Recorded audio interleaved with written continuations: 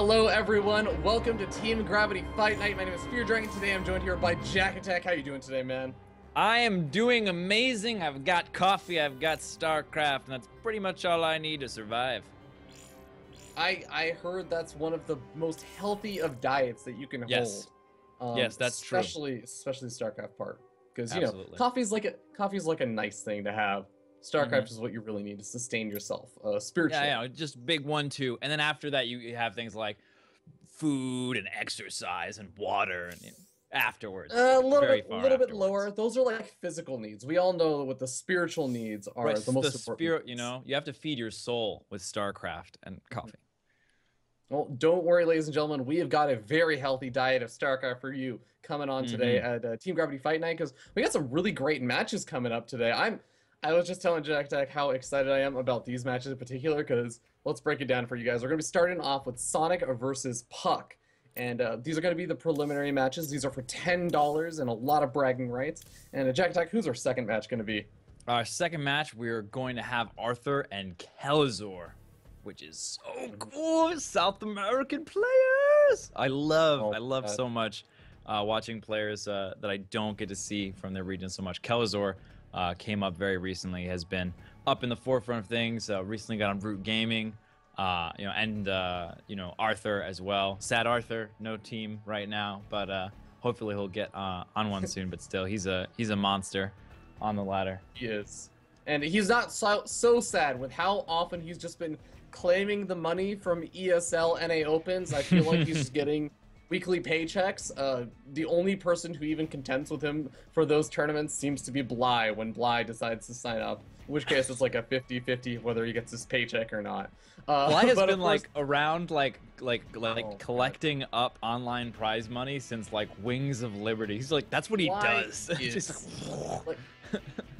People would say Hyun was the king of online tournaments. Right. Bly is the new king of online tournaments. I don't even see Hyun that often in the online tournaments anymore, man. It's all Bly these days. But of course, our final match that's planned for later on, our big main event is going to be Scarlet versus Hawk, which should be a very, very exciting best of 7 series for $60 for first place. And the loser still walks away with $20. You can fund your half of your Legacy of the Void alt Smurf account that I know everyone's going to be ready to purchase, of course. So you need to get all your barcodes ready for Legacy of the Void. But I'm just excited to get started with our first match, Jack Tech. I don't want to actually talk too much longer, but we do have some amazing, amazing sponsors for Team Gravity Fight Night, and I want to encourage everyone to go check them out. And our first sponsor, of course, Hitbox. Jack Tech, can you just tell us a little bit about what's so amazing about Hitbox? Well, first of all, if you're watching this on Team Liquid, as much as we love Team Liquid, you're doing it wrong. It's okay. We all make mistakes. You've just made one, and I'm here to help you out. Go to hitbox.tv/teamgravity and get up in the chat. Hang out with us. Chat it up. We got GIFs or GIFs in the chat. Either one, whichever you want to put in the chat, you can do that when you subscribe. Subscribers can do that. And if you subscribe, you get a $5 G2A credit, I would say coupon credit. Yeah, whatever you want to roll with, whatever nomenclature you prefer. And so it's basically the first month is free because it's $5 per month subscription kind of a thing. Then you can post your gifs and gifs up in the chat, which is quite beautiful. And also we have Spawning Tool as well. Yeah, Spawning Tool is a great tool that has also been so fantastic. I surprised a ton of really, really awesome analysis and everything into the replays for Team Gravity Fight Night. So you might hear us drop in a couple of random factoids a lot of the time, or random statistics, and a lot of times those are going to be coming from Spawning Tool. So used to saying Spawning Pool, but it's coming from Spawning Tool, and it's really, really great site. If you guys want the extra stats on either your replays or even a lot of pro level replays, go check out Spawning Tool. Absolutely. But with that, I think we're just about ready to get into our first game here. It will be on Coda LE. Yeah, it's going to be quite nice. Yep, going to be Sonic versus puCK, an awesome TVP battle. And I've got to say, man, I'm especially excited because, first of all, puCK. Everyone knows puCK. puCK is super duper awesome. If you were a fan of the Colossus drop, he's very, very famous for doing it. Although, he doesn't exactly do it every single game. Still, it's always a possibility with puCK, especially when you have a show match. It's not it's still a lot of fun. We're going to be seeing very exciting games, but it's not the same level of pressure as I'm playing in the grand final such and such tournament. I can't take Mm. risks. I can't do these kind of weird, unorthodox things as easily because there's so much on the line. There's so much pressure. In a show match, you get to just try and do stuff that will be fun. You get to kind of show off, as the word show match would As the word imply. show match might imply. Yes, indeed. And here we are, starting up on Coda LE, puck versus Sonic. Team Gravity presents Fight Night. Y'all ready for this?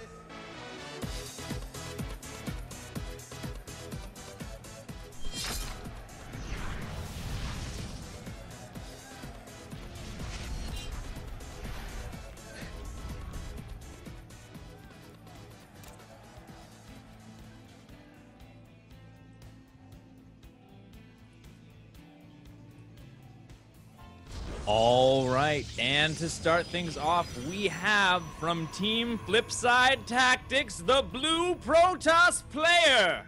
It's puCK.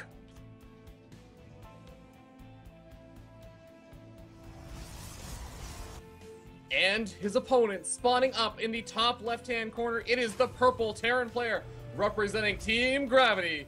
It's Gravity's Sonic.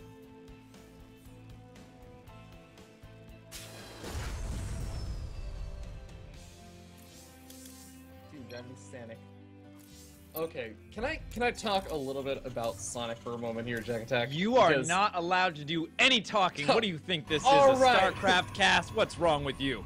My Oh God. my No, God. tell me about Sonic. I want to hear all about it. It's my favorite part about casting with you, because you know so much about these players that I know nothing about. I want to learn everything there is to know. Tell me about Sonic. All right, so Sonic is an amazingly good player. He is absurd. It is scary how good he is. But you might be kind of thinking, oh, well, Sonic, I haven't seen or heard a lot of results from him. Here's the thing.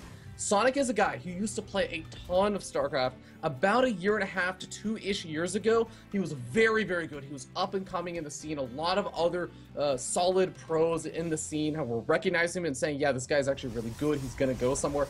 And then real life set in. Real life set in with school and his education and a little bit of maybe like his parents, etc. So Sonic had to take a step back from StarCraft, focus on his education because he is a very smart kid, and you know if he gets that A-, then you know what? That's not good enough. You've got to cut out That's everything right. else in your life until it's back to an A+. And then Sonic came back. He's now back as of like 3 to 6 months ago, and he's been playing, he's been practicing, he's getting back up to where he used to be. And this is the kind of stuff that I love about Sonic, is that he's a very aggressive player. He loves messing with other people, and you can already see Engineering Bay block gonna be throwing puck potentially a little bit off of his game. Yeah, puCK immediately going into that second gas, Oh my making that God. adjustment, knowing that he's not going to get that expansion down like he thought he was. And definitely, Oh. you know, as a Protoss player, you always have that sort of just in case plan. It's like, oh, if this happens, I'll have this reaction. And it's already planned out. We are seeing a little bit of supply block action out of puCK here. That Stalker is going to be delayed most of the time. That's why this initial Zealot gets built in the first place, is sort of, if this happens, you'll have a Zealot to deal with it. But it also means you have to build that Zealot, and it can't really do a whole heck of a lot. So it's sort of wasted Yeah. minerals in the beginning of the game, and especially because the engineering bay Let's- gets canceled, that's not a lot of resources spent for Sonic. Definitely. Let's talk about these two Reapers, though, because this is another really weird thing. He built the reactor. He got out 2 Reapers early on. This is such a weird and unorthodox build from Sonic, and puCK is by no means going to be expecting this. And the Zealot is actually going to be very quickly under siege. There's a very good chance it's going to end up going down. And even with the Stalker out, I think that with the 2 Reapers out, he is potentially going to have an opportunity to do some kind of damage. Yep, Stalker in a nice position here. Zealot as well, going to be able to get sun damage done. Nothing killed off yet. Reapers, one of the most difficult units to kill on the Earth. They are dunked in butter and oil and grease in turn before every StarCraft match, right before they come out of the barracks. It is known. This is true. And he's going to try to sneak in here again. Wow. puCK staying on top of things. Really like this with the keeping the mothership core in the front, blocking with the units in the back. And I don't know. Overall, this investment of these 2 Reapers hasn't really Yeah. paid off all that much. I'd agree with you, man. I think that he really was hoping to get more damage done, but behind this we got Twilight Council going down for puCK. He's starting to transition out, and we got the follow-up from Sonic. It's going to be a Widowmine drop, it seems to be. Yep, he's lining up for that quite well. The expansion coming down far ahead of his opponent, so Sonic will have the economic lead, especially with those lovely, lovely mules that we all know and love, getting that extra mineral boost. And yeah, so overall though, we're pretty even as far as everything is going down. Blink is on the way, and you know, Blink is the best, as we all know. It is I heard a recent song that let me know that, you know, one of the best opportunities you can have in StarCraft is to go for Blink. But when you go for Blink and you forego a Roboxley, that is a huge cut. That's a corner that you're cutting. You're saying, okay, I kind of hope that my opponent doesn't open up Widow Mines. If he doesn't, I'm actually going to be in a great spot to put on some aggression. If he does, I can still try to defend with the Blink, but my Roboxley is going to be so far delayed that I'm going to have to play a little bit more passively, and that's what I think we're going to end up seeing out of puCK. He's going to have to be very careful not to take too much damage from this. Yeah, absolutely, and that was perfectly scouted in by Sonic coming in. He sees the Blink. He knows that the Robo is going to be delayed here. It is finishing up now, but we'll have to see the reaction time coming in. Photon Overcharge should be down right now, but it's not yet. The drop is coming in. We'll see if these Widow Mines can get any hit. Very intelligently. Oh, wow. One behind it to absorb the hit. Oh! Oh, my just God, barely didn't Widowmine fire was off so there. Close. And Widowmine, Excellent Reburrow is going to be able to there. get a good shot off on Stalker. Excellent. Yeah, Sonic is Going to get the other Stalker great. too, almost. This is a really nice position. There's that Photon Overcharge, waiting for the energy there, and he's got it. Yep, Widowmine's still alive, although a Berserker should have just popped out, and there it is. Yep. Gonna be able to clean up those mines without too many workers going down. Yeah, just one worker killed. I would still say Sonic is probably kind of happy with it. He killed off like a couple of the stalkers, he delayed mining. I think he should be okay with it. Absolutely, and we have another drop though coming in from the other side. Nice pylon placement over here. He's actually got 2 pylons here, and it's good for warping in, but it's also good for this kind of a thing where he's going to be able to scout this drop coming. He knows what angle it's coming at. Not going to turn around the stalkers yet, though. Looks like he's going for a push in the front. 2 bunkers down over here, though, so it's not really much option for aggression there. Yeah, great blink away from that Widowmine shot going off. puCK really has super solid control right now, and even though Sonic does do some great juking, oh my god, juking those stalkers, surrounded from all sides, still manages to get out. Poor Widowmine's gonna go down, but I'm just really digging the micro from both of these players right now, Jack Attack. It is so fun to watch. Absolutely. And we're looking at what is exactly going to happen next. We do have the Colossus range 1-1 coming out. Only 1 attack coming out for the Terran comparatively. The 3rd CC is just about wrapping up. And we do have this sort of bio mine action from the Terran player. Nice positioning here on. He knows that the Blink is coming in. He'll have Widow Mines as well.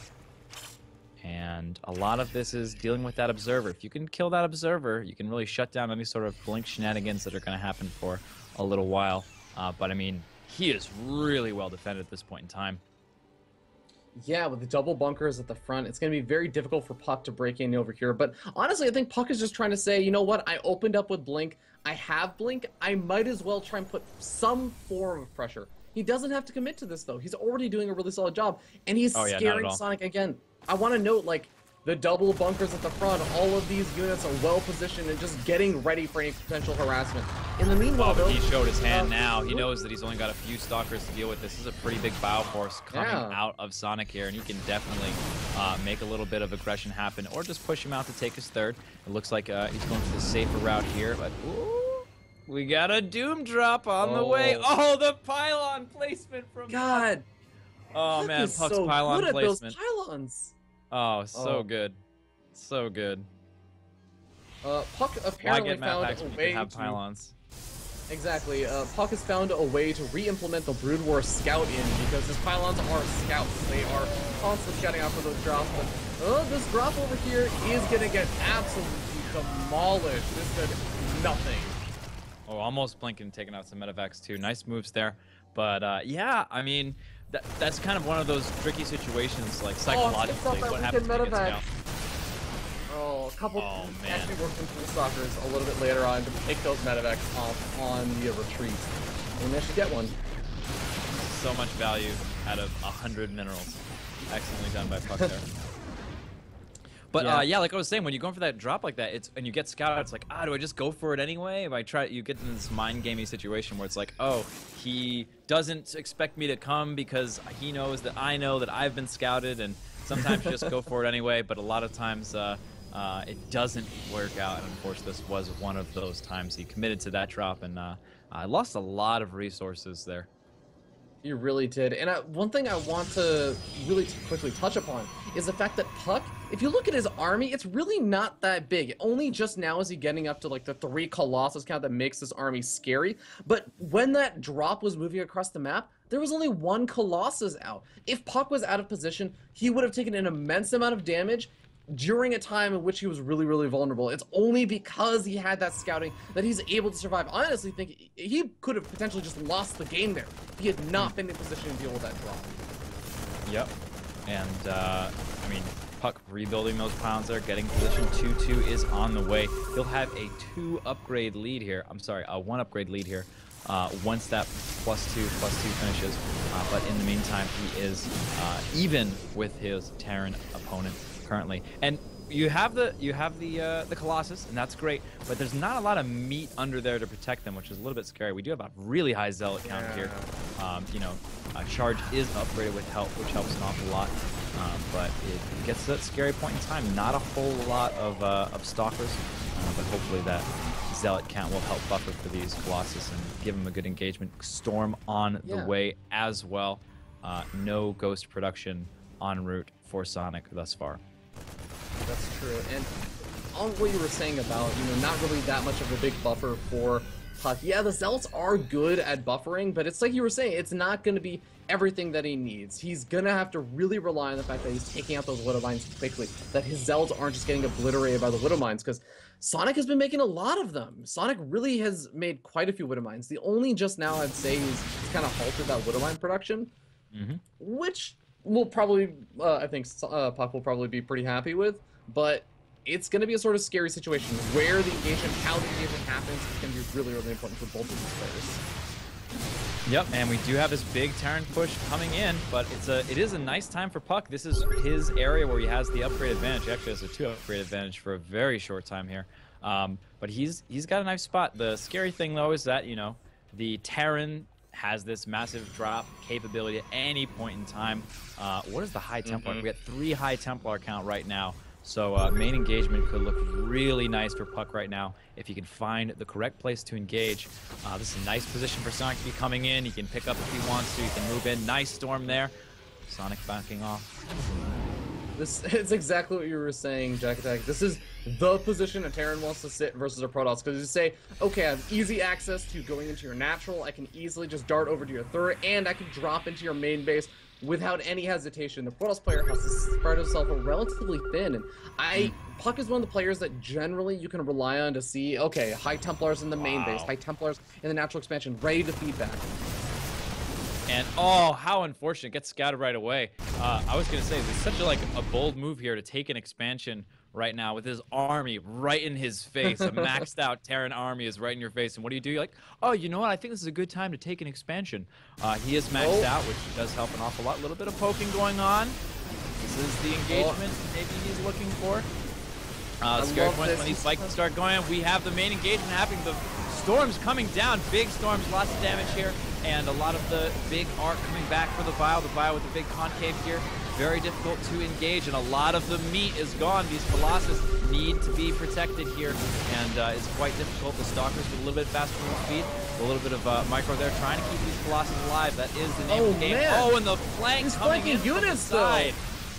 Oh my really God. messing with the Colossus AI. They did so much damage.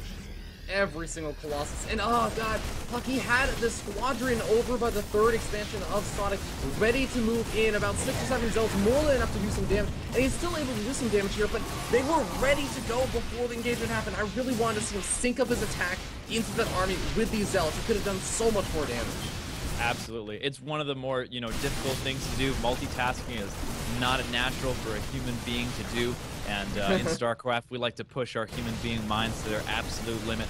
And that's one of the ways that we do it here. Even a player as great as puCK, you see, will fall a little bit short in the multitasking area, doing multiple things at one time. Very, very, very difficult thing to do.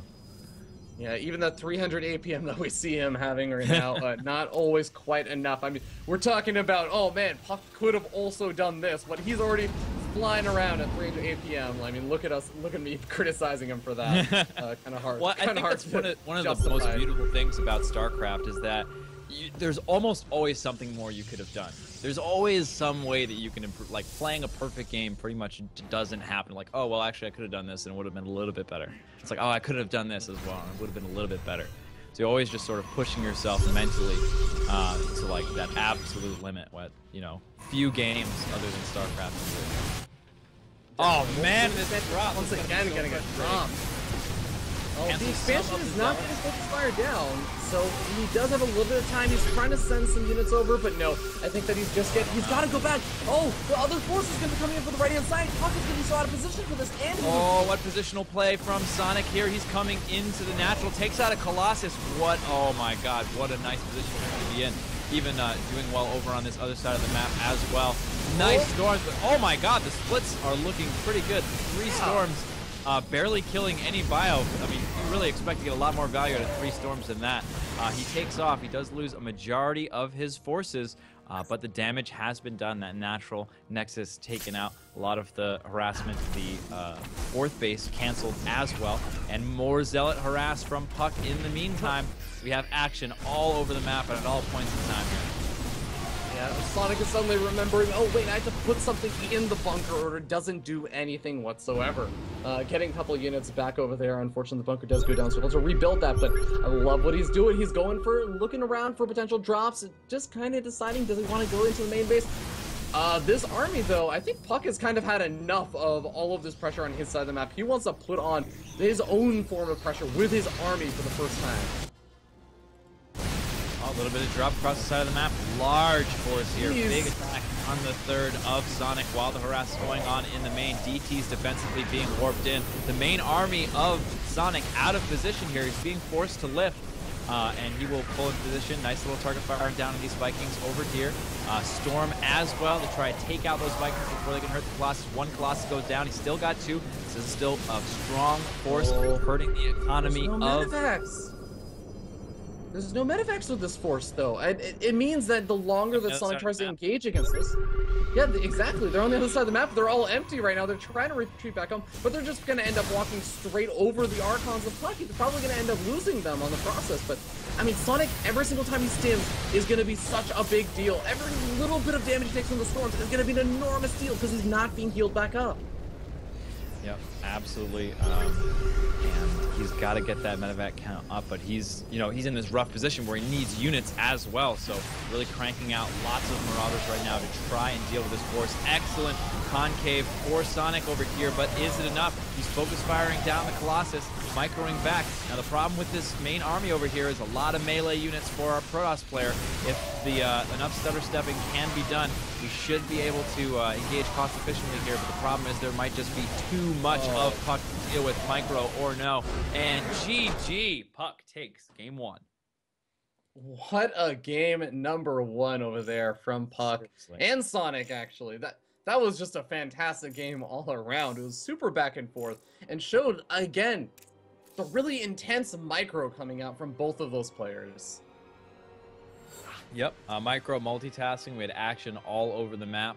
In the end, it wasn't enough. That was, 3 medevacs, half full of stuff, I think it was. Moving into that main hurt him a little bit, but I think the tipping point was a little bit further than that. Just a few too many engagements didn't go his way, and puCK was able to sort of snowball that out of control to a victory at the end. But a lot of that in the hands of the players with their execution of their respective strategies. Yeah, and with game number 2, we're going to be moving on to the map Expedition Lost. Expedition Lost, a very interesting map with the destructible rocks, the back door. You have the gold expansions, but really in this map, I don't see the gold expansion ever really come and play a huge impact. I mean, unless it goes to one of the very, very few games in Terran versus Protoss where it goes like super late game, and you start seeing the Terran player like planetary fortressing up at the gold expansion in the center. It's really not something you see very often. So I think the big things I'm going to be looking for on this map is how far away the third expansions can feel for the Protoss player to defend against that drop-heavy style Sonic's been showing us, as well as just potential backdoor rock shenaniganry, maybe from either the Protoss player or the Terran player. Yeah, what I really like about this for the Protoss taking the third base is that you have those rocks that you can take down, which are really, really nice to be able to do. So that way you can cut down that air distance. The air distance from base to base doesn't end up being all that much shorter than the ground distance, so it ends up being a little bit easier to defend if you can get those rocks down and get that third in the pocket. But to begin this game, we have here spawning in the top section of our screen, it's Team Flipside Tactics puCK.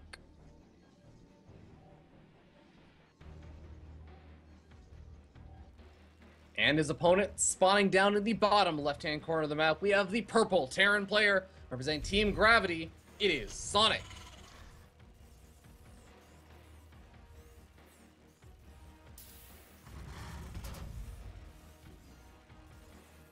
So, Jack Attack, one thing that we haven't gotten a chance to talk about is something that one of the wonderful, wonderful viewers I actually see in the chat right now has been able to, help Team Gravity in being able to put on is something called the Tournament of Champions. Now, what is the Tournament of Champions, Jack Attack?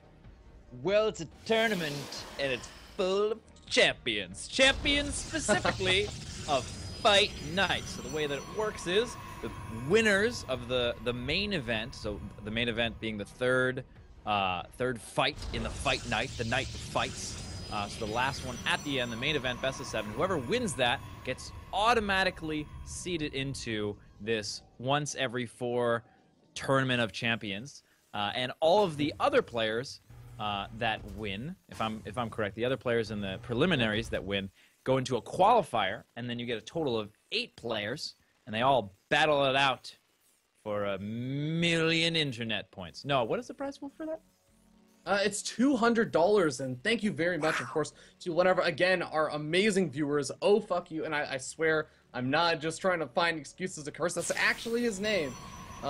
Give him actually, some it's love OFCKU is how you pronounce that name. It's maybe so maybe I noticed that sometimes when there's 2 consonants in a row, people just automatically fill in whatever vowel they want, but you could technically fill in whatever vowel. Yeah. So it could actually be OFAQ. Or OFIQ? OFIQ? Or OFIQ. You know? You want to throw an umlaut with OFIQ. OFIQ. Oh fuck.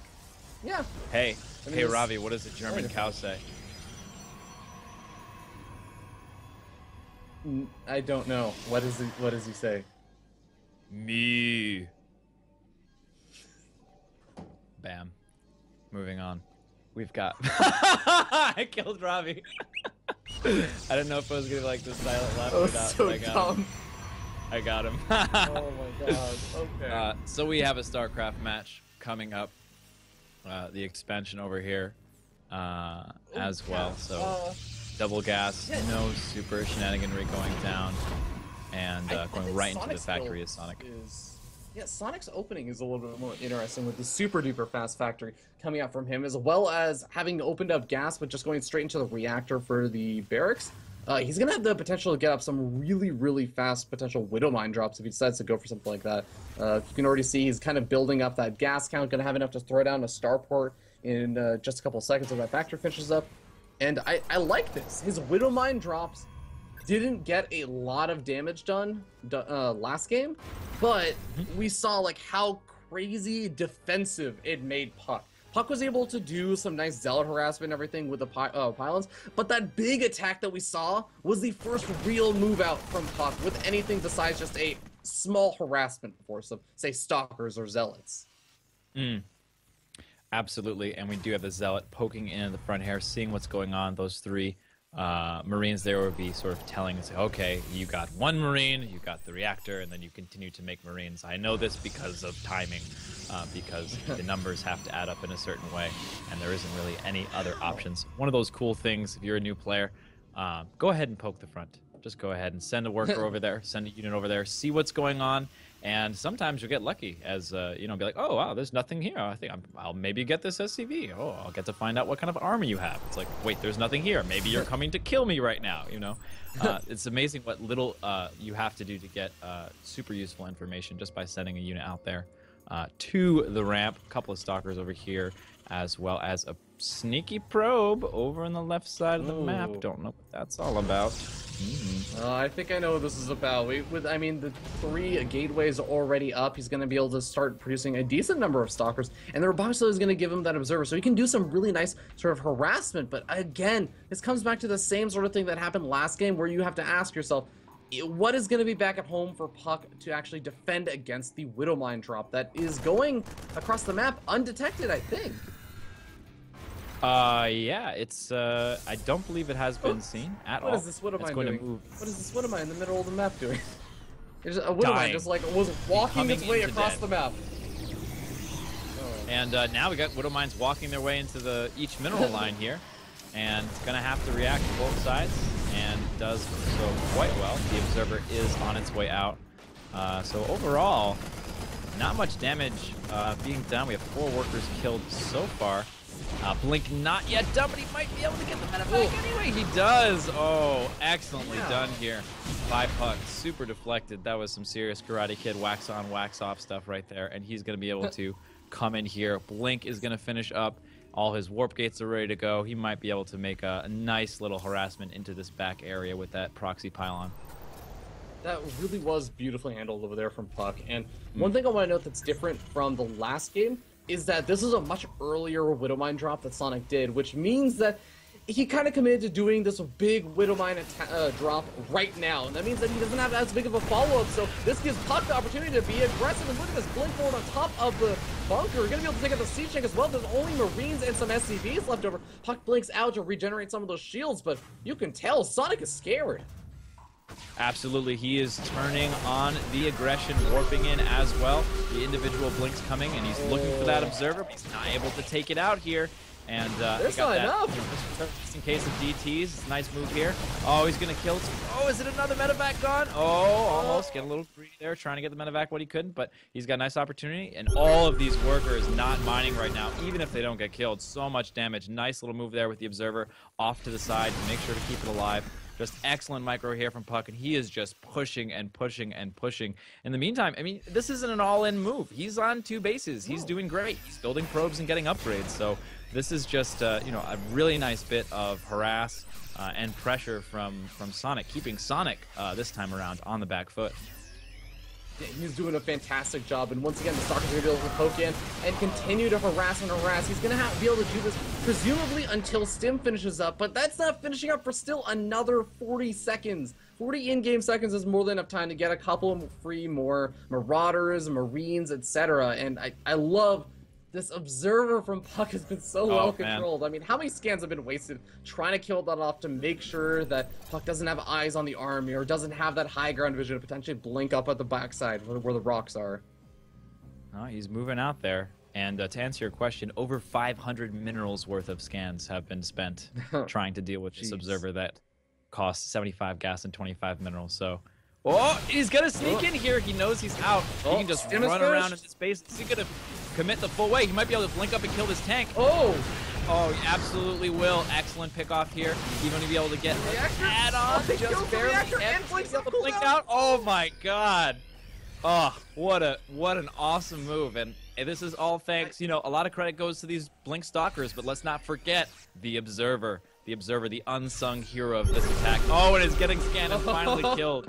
But not before it was the cause of much damage. 2 siege tanks down total in this attack. Oh, and he waits for the right moment, splits up the army just a bit. I think it's not enough, though. I think he sectioned off a little bit too much. It's really hard at times. It's not like a force field where it's like it comes down instantly. Though that rock move is very fancy. Dustin Browder is quite pleased, though. The collapsible rock towers are being used tactically here. Yeah, now here comes sort of a scary moment where Sonic has finally broken free of the big semi-contained that those Blink Stalkers were setting up. He's taking out that pesky little probe over there, but he wants to put on some kind of pressure, and puCK now has to be ready in all of the macro and everything else that was going in behind that attack is going to be so important. What has puCK been able to amass up? And he's actually been able to get up quite a bit, including charge. His first Colossus is out. puCK is looking to be in a beautiful spot. Yeah, and even 2-2, he's going to be 2 upgrades up. Wow. Very soon here. Like, he's been upgrading Double Forge the entire time this pressure's been going on. And it's really great because he was able to execute all that pressure with basically like a handful of stalkers. He had what, 9, maybe 11 stalkers during that attack. It's not a whole heck of a lot. You can get a little Zealot warp in over here. Very interesting. He won't be able to take down this ice too quickly, but he's saving that for later potentially. He's continuing to warp in Zealots over here. It's definitely an interesting move. I wonder if we'll be making a push there. This ice doesn't have a whole lot of surface area for Zealots on it, so we'll just have to see. He may even run by into the natural from this angle if he finds the Sonic's position. Sonic out of position, rather. And Sonic going for this tank composition, this bio-tank Viking style, which is really interesting. Very, very different. Again, this is what I love about Sonic. He's willing to do some slightly strange things. I mean, game 1, it was the Reactor Reaper opening to put on a little bit extra pressure, even if it didn't work out super well. But now the tank stuff, and I like that puCK is continuing this aggression, but does he need those Stalkers back home to defend? I think he might. This is a really scary force from Sonic. He's going to get right in between. Really nice position for the Siege Tank. Photon Overcharge is bait out. Is he just going to run in and kill it? Oh, I think he's going for it. He's just going to run in here, attempt to kill the Nexus, decides against it maybe, taking a little bit of free damage, but he's going to move here into the third. But in the meantime, there are Stalkers all over the production of Sonic right now. Absolutely brutal.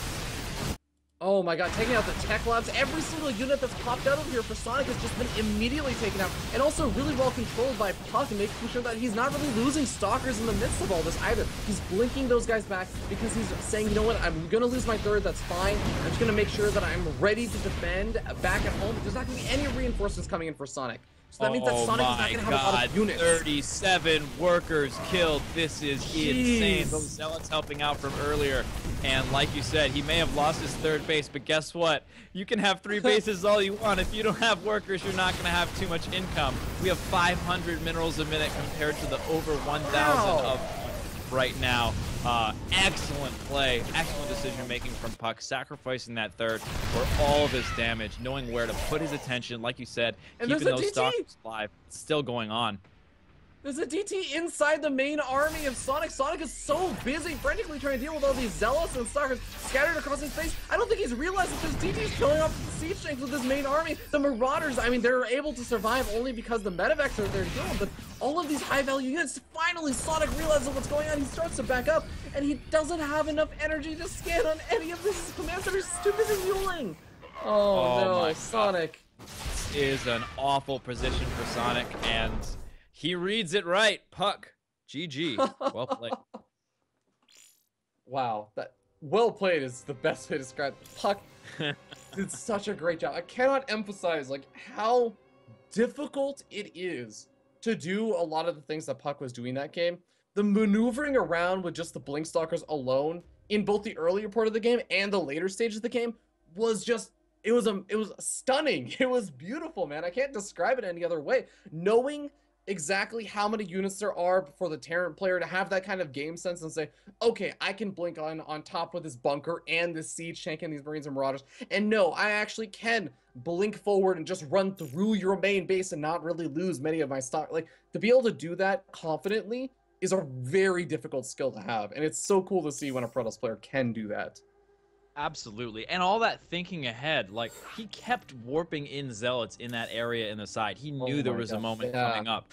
Caught him out of position. There it was. He had the Zealots came in, took out an entire mineral line, and the Stalkers came in and just shut down the production. And I mean, even then, when that attack was on its way out, the units that were rallying across the map were all getting picked off as those Stalkers moved in to get on top of that production.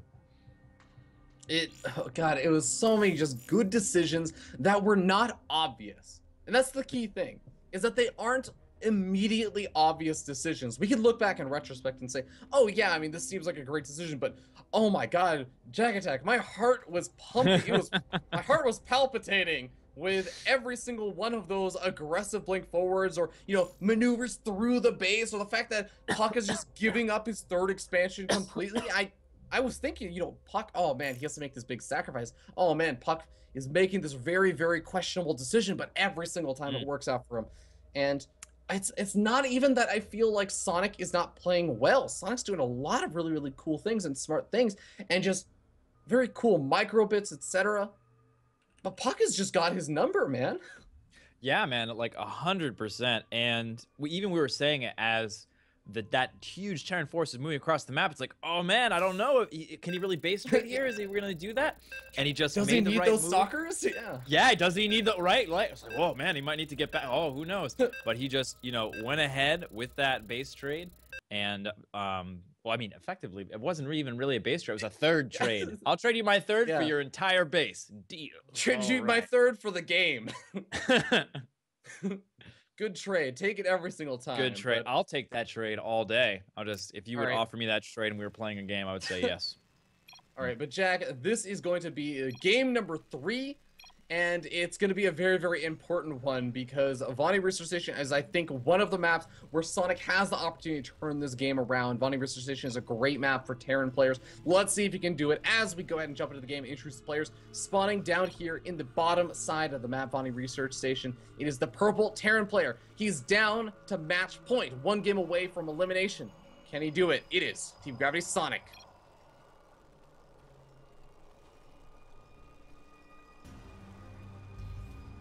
And spawning in the top section of the screen, it's the red Terran. Wait, Terran? That's right, the red Terran. puCK.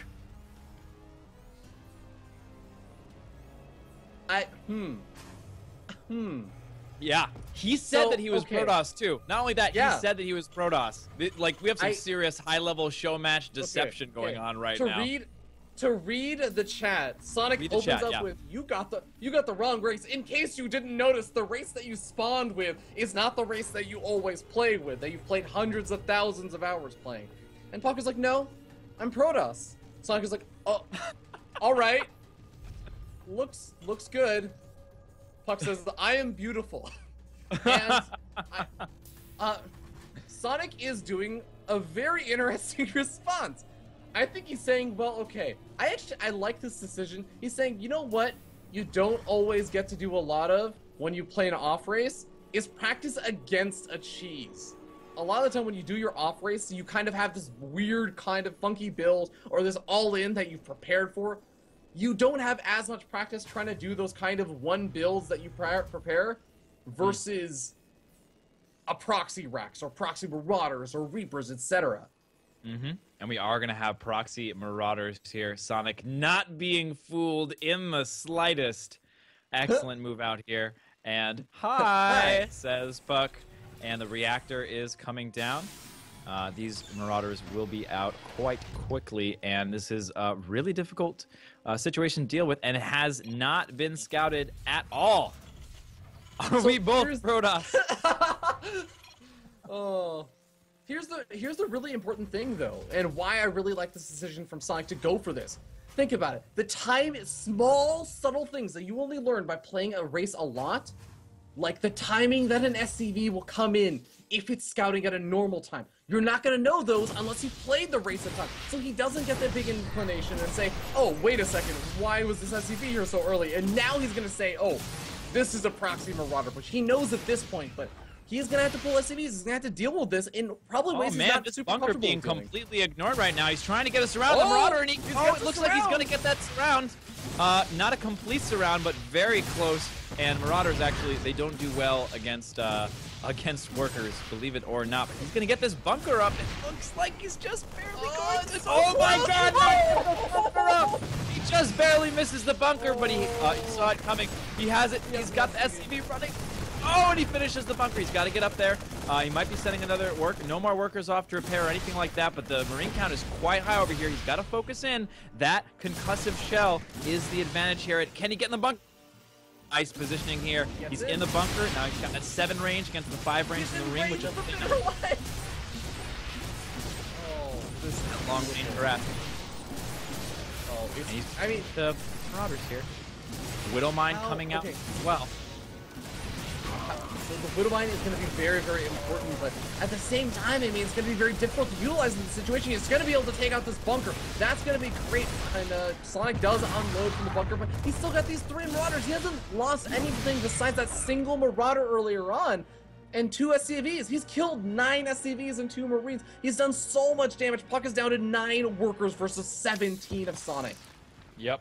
Absolutely well executed here. We have a Hellion follow-up. I mean, this is, you know, this is the thing that's really great that not a lot of people early on learn, is that you have this Proxy Marauder and it's like, oh my god, whoa, Proxy Marauder, you're really going all in. But guess what? He's got workers at home. He's got, you know, a factory. He's going for a starport. He's going to have an engineering bay up. It's like, you don't necessarily have to go all the way in like this, and he's gonna use this barracks for high ground vision here. He should be able to see that Widowmine.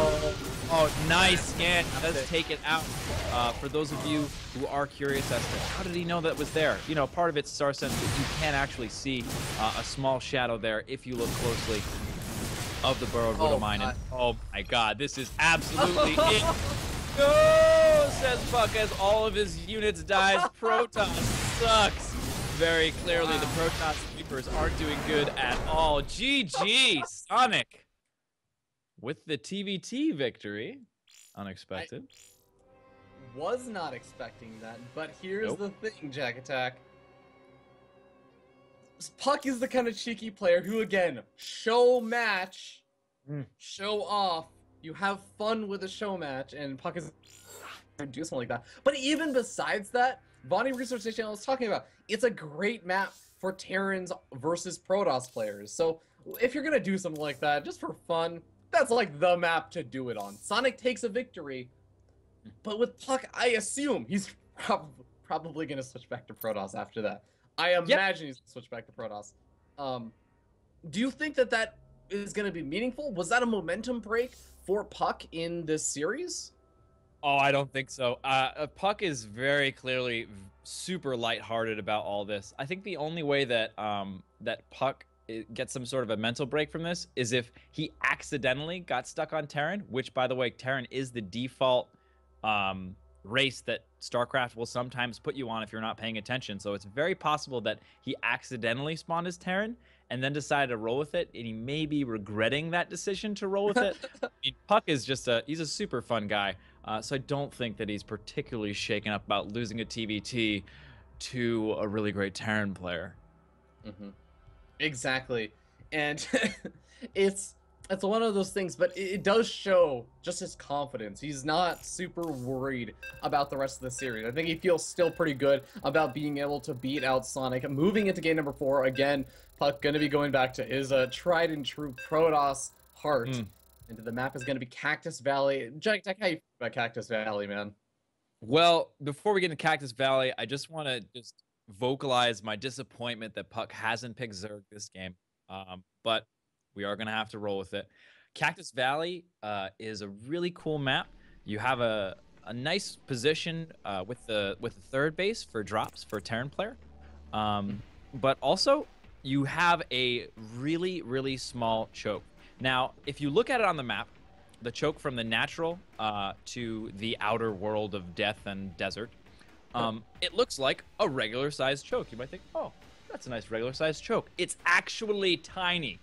This is the smallest natural choke that exists in StarCraft right now on the ladder or in tournament games. All you need are 2 barracks or barracks in a bunker or 2 gateways to completely wall it off.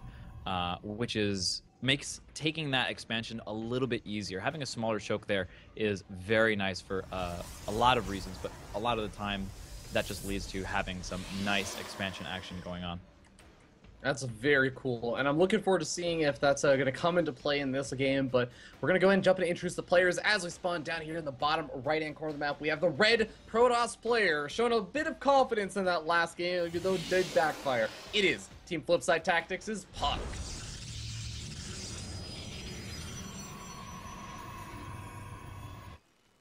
And we have in the top left-hand corner of a screen, going for a command center first, the home team, Team Gravity's Sonic.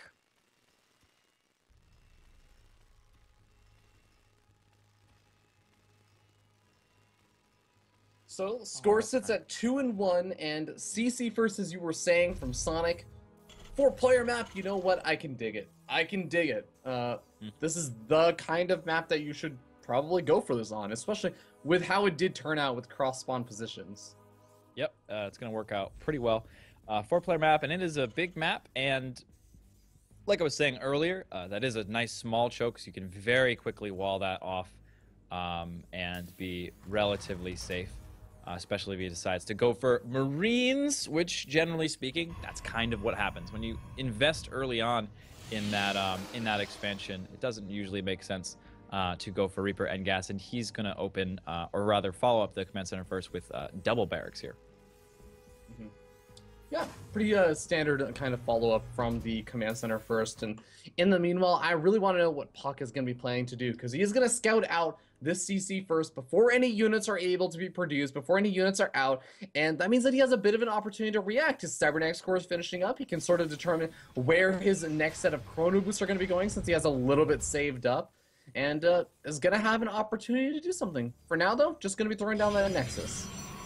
Yep, so I think we might be in for a nice long macro game between these two titans of StarCraft, the most difficult game on Earth, and we have a nice little bunker going down and just hanging back and saying, all right, you attack me, I'm going to attack you, I'm going to attack up, we're going to be all set.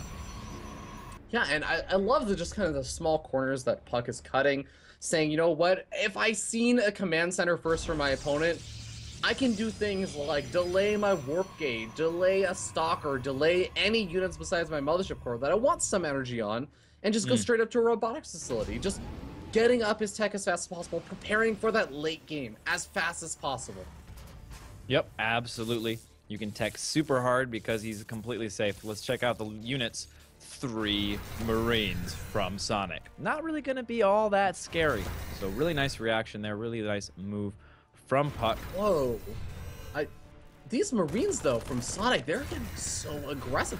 I wonder if this is just an identification of saying when he moved in with the SCV, he saw that there was nothing building from the gateway, even though the Cybernetics course finished up. So he says, you know what? I can actually leave my Marine out on the middle of the map, and I don't have to be worried about a stalker coming in and killing it off and kiting it all day. It's a very, very cool play, and he can see if a probe moves out onto the map, if it tries to get a little bit aggressive. But puCK is even further ahead in the mind game. Look at this rally around with the probe. He's avoiding that Zelnaga watchtower in the center, sending it around the most roundabout path. It's really, really cool play to see. Yeah, absolutely. And that stalker is going to come out, though late, and take control of the map away from Sonic. Immortals? Immortals being produced from puCK. This is highly unusual. I feel like this is going to end up being a double Immortal drop, right? Because it's puCK, I'm going to say, yeah. puCK loves his drops. There's the Warp Prism. Yep, we are going to see the double Immortal drop. Immortals will 2-shot workers, so it's actually one of the double Immortal drop was something that started coming in PvP initially and has sort of begun to spread out through the other matchups as well. You might think, oh, it's an Immortal, that's a main army, that's an A mover, but they do quite well in the Warp Prisms, 2-shotting workers, and they can target down buildings quite quickly. Oh, yeah, you get 2 Immortals on top of one of those very valuable tech labs or reactors researching something. I mean, they are just going to go down so quickly. Imagine how amazing puCK will feel if, you know, the main army is down at the bottom of the ramp. Maybe it's even moving out across the map, and that vulnerable tech lab researching STEM that you're waiting on that timing for gets picked off 15 seconds away from finishing. Oh, that's going to be a painful, painful loss. But Warp Prism does move out, and puCK did a good job. He sees the control of that Zelnaga watchtower in the center before he did this, so he's going to be able to move in. But look, Sonic has a Marine. Speaking of STEM, it's right there. He's going to target it down. Speaking of STEM, is it 15 seconds away? Oh my God, Lobby calls it. Oh no! Oh no! He didn't pick it up. What's going on? Oh man, he was having some control issues there. Slipping up, puCK having some control issues. Lost the immortal. Don't know what happened. A little bit of a misclick there. Lost one of the immortals. Did get the tech lab, which is nice. Shouldn't be losing the immortal in that, but we'll see. The observer coming out to do some scouting, trying to do a little bit more harass with this single immortal, but that definitely does hurt the team there. Losing that immortal in this kind of situation where he has a really low unit count. He's going double forge. Nice scout over here. Sees both medevacs going across the map. I'm not sure who's spotting who over there. Right. I think that puCK's going to be pretty happy scouting the medevacs, though. He's going to be able to start to get some units in position to prepare for the defense. Kind of interestingly enough, warping in sentries and zealots at the natural expansion, not stalkers. So I guess he's going to rely on photon overcharge over in the main base and just use the sentries and zealots to defend anything at the natural expansion. No. Well, I guess on overcharge down. He does have enough energy for the second one here. Should be able to do fairly well. The immortal will come in to add that meat to the army, and Sonic gonna get out of there just in time. Drains all the energy off of that mothership core as a result, but not too much damage done otherwise. The upgrades coming in, double upgrades coming in for puCK with a long game in mind, and he's moving out again. Oh, is he gonna get scouted here? I don't yes, he is. know how much I like this though, right? Because Sonic can do some nice damage, sure, but it's getting to that point where puCK is getting up a pretty decently sized army with good tech. His first Colossus is out. You know what's very vitally missing from this army for Sonic? Stim! He's not gonna have it for another 60 seconds, and now he's trying to run away. He can't run away at the normal pace of Terran would. No, don't leave them to die! That poor Marauder left. And, yep, nice force fields there. Going to shave off a couple of units. But I think something that's really important that we haven't mentioned yet is that Sonic has had this third base up for quite some time, and puCK has no idea about it at all. He is playing a 2-base versus 3-base game, and he is not aware that that is the case. That is very true. Right now, or up until, I guess, well, up for another 15 seconds, I should say, Sonic is going to have had a weaker army because his stim got so far delayed, and that meant that he couldn't go for a main engagement, and he couldn't do as much damage with the drops. But now that it's finished up, he's still got that great economy back at home. He's still got also the potential to do some really nice damage, although puCK seems to be in position to deal with these drops on multiple fronts. Already kicks off one of them, and the other drops not going into the natural. No, just not being able to find any damage here is Sonic. I don't think he's necessarily trying to commit to damage, just buying time for that third base to kick in. He knows that the burden of attack is on puCK right now. The longer this game goes, the better situation Sonic is going to be in. The stim is finished now. His economy is kicking in. We're seeing units crank out for Sonic, and that supply lead is just going to keep getting bigger and bigger and bigger. Mm-hmm.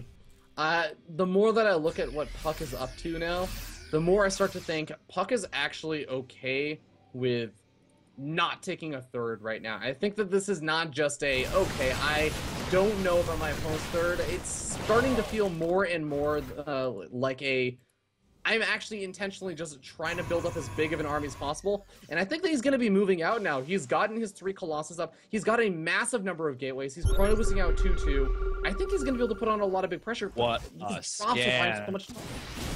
Beautiful scan right there. Oh, a little bit of harassment here from the Stalkers. Nice blinking, keeping all these Stalkers alive. Fantastic blink micro today from puCK. Mm-hmm. Yeah, gonna continue to keep him alive. And look at this. This entire army stims twice to try and catch up with him. And he's still not gonna be able to get any of them. Stalkers. Gotta love them. But the economic advantage still in the favor of Sonic here. And the important thing, Sonic now knows that his opponent is trying to take a third base. This might be the moment in time where Sonic tries to make a move. Going to be behind in upgrades very soon here, but he might be able to strike before that moment comes. He is moving out on the map right now. It's difficult to tell. Both Templar coming in, the Templar buildings, the Dark Templar building and the High Templar building. So Templars of all variety will be available to Flipside Tactics puCK very, very soon here. But we are seeing this moment in time here. There's only about 15 seconds left. Sonic to attack with even upgrades, and he's going to take out a pylon for it. That is about all. This is a really difficult area to engage into. There's a drop in the main, though. Absolutely he's lots gonna of be able to zealots do in here. God damn it. Oh, the Dark Shrine and the Templar Archives both going to be vulnerable over here. Dark Shrine already going down. Templar Archives next up on the list, and it gets taken out as well. Not a single High Templar able to be warped in, and even though the Zealots do clean this up at the same time, the engagement is happening back over by the third. puCK cleans up very handily, though, and Sonic taps out. GG. The harassment of the Zealots in the natural base of Sonic was absolutely nuts. 20 workers killed. And he was just, shut down from that point on and had to GG out. Yeah, really well handled over there by puCK. I think that I don't know, like that last engagement just really didn't go so well for Sonic in the end. I think that's probably like just the outcome of how that engagement went probably had a lot to do with Sonic not feeling like he could pull it back. But I don't know, I don't feel like it was the worst situation in the world. If you could find some way to have held on, if you just maybe held back a little bit with that army, I think he still could have been in a really solid position after sniping the Templar Archives. Would have had time to just get up more Vikings. I mean, there was no High Templars out on the map. He only had to deal with the Colossus.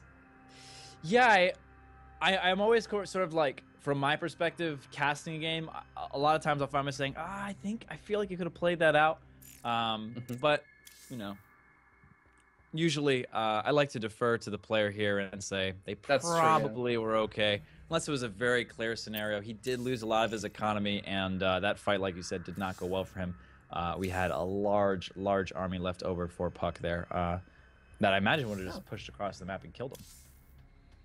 Yeah, definitely. But, big congratulations goes to puCK as he played that series out quite phenomenally.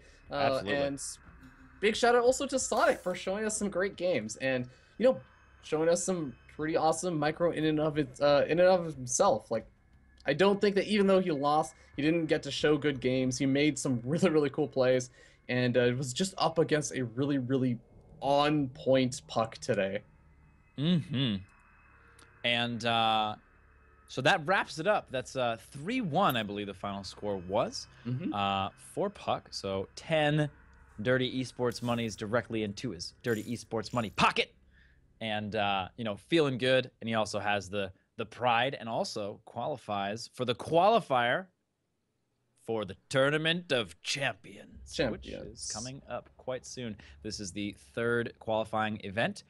So next week will be the fourth, and then we will have the Tournament of Champions, which will be quite fantastic. Sponsored, I believe, by OFCKU, I believe. Yep. puCK doing the big sponsorship for the Tournament of Champions, and you guys should definitely be sure to check that out. We already have 2 of our players qualified for it. I believe those are Marine King, yes, that's Marine King, as well as Snoots. So pretty good names already. The winner of today's preliminary event is also going to be qualifying. Currently, that preliminary event is looking to be Scarlet versus Huck. And